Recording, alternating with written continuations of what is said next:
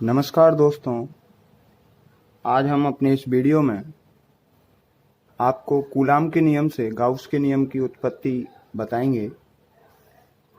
तो दोस्तों, सबसे पहले तो हम क्या करते हैं, जब कूलाम के नियम से गाउस के नियम की उत्पत्ति करते हैं तो एक गोले की कल्पना करते हैं। हम ये मान लेते हैं ये कोई गोला है और उसके यहाँ बिल्कुल केंद्र पर ओ बिंदु पर कोई प्लस क्यू आवेश है। ठीक है दोस्तों, इसके कारण जो वैद्युत क्षेत्र निकलेगा उसकी दिशा इस तरीके से होगी।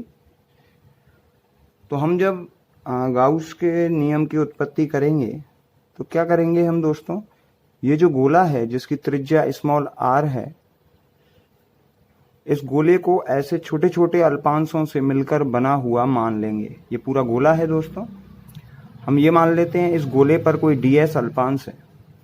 ठीक है ना, वैद्युत क्षेत्र ये कोई ds अल्पांश है और इसका जो क्षेत्रफल सदिश है वो ds वेक्टर है, जो हमें यहाँ दिखा रखा है।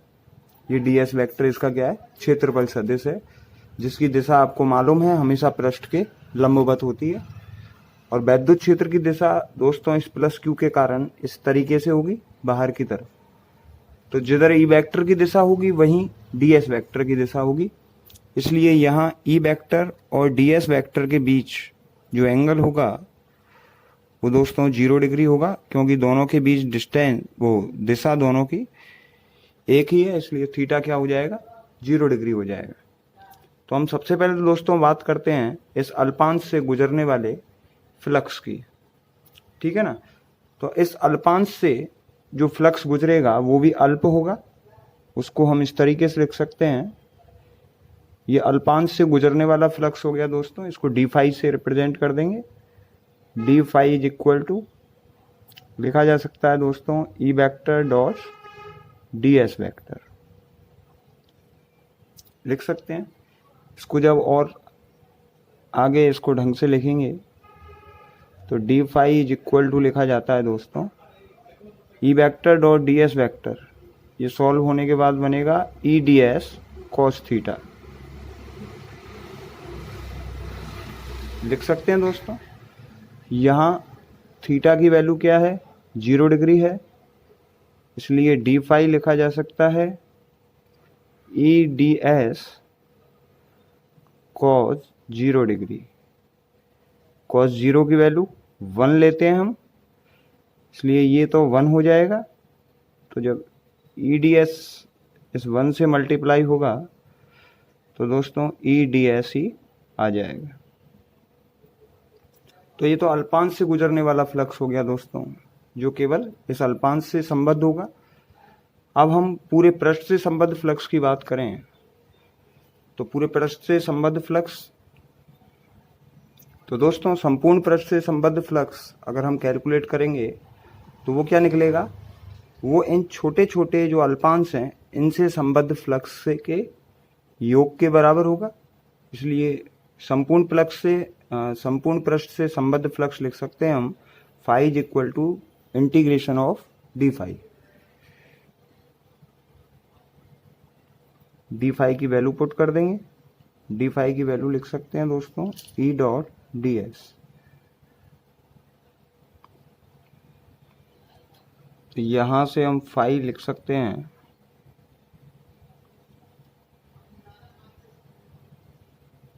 E dot integration of ds। अब दोस्तों e की वैल्यू भी हम यहां से कैलकुलेट कर सकते हैं। e की वैल्यू क्या आ जाएगी दोस्तों, इसके लिए अगर हम बात करें एक अल्पांश के लिए KQ अपॉन R स्क्वायर से हम यहाँ से e की वैल्यू निकाल सकते हैं।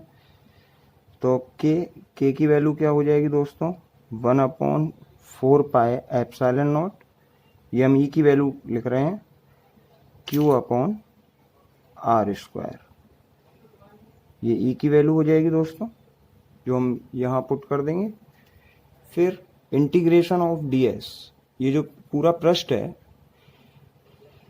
हाँ ये जो पूरा पृष्ठ है उसका क्षेत्रफल आ जाएगा दोस्तों इंटीग्रेशन ऑफ ds, क्योंकि जो सारे अल्पांश हैं वो जुड़ने के बाद सारे अल्पांशों को यदि जोड़ा जाए तो इस गोले के जो क्षेत्रफल होता है, पृष्ठ का जो क्षेत्रफल होता है, उसके बराबर निकल कर आएगा इंटीग्रेशन ऑफ ds। तो ये संपूर्ण पृष्ठ का क्षेत्रफल हो जाएगा, और गोले का संपूर्ण पृष्ठीय क्षेत्रफल कितना लिखते हैं हम, 4πr²। तो इंटीग्रेशन ऑफ ds की जगह हम संपूर्ण पृष्ठ का क्षेत्रफल रख देंगे और e की वैल्यू पुट कर देंगे। तो यहां से देखो दोस्तों, r² टू r² कैंसिल हो जाएगा, 4π टू 4π कैंसिल हो जाएगा, यहां से बचेगा केवल q/ε0।